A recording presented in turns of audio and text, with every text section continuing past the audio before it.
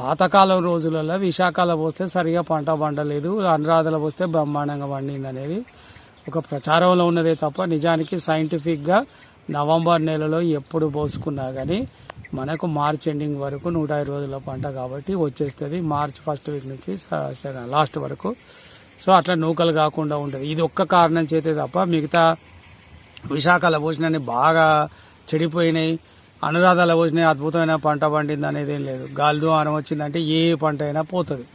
So మనకు గాలి ద్వారం అనేది మార్చి తర్వాతనే ఎక్కువ వస్తాయి కాబట్టి మార్చి లోపు పంట రావడానికి ఇది కారణం అన్నమాట. ఇంతే తప్ప తర్వాత ఈ చలి నుంచి పంటను రక్షించుకోవాలి, చలి నుంచి నార్మల్ నీళ్ళు రక్షించుకోవాలి ఆలోచన లేదు.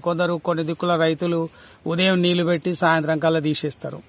మళ్ళీ కొందరు ఏం చేస్తారు, రాత్రి ఏ నీళ్లు ఉంచకుండా దాన్ని వరిని ఖరాబు కాకుండా నీళ్ళు ఇలా పెట్టి ఒక అర్ధ గంట సేపు ఉంచి మళ్ళీ నీళ్లు తీసి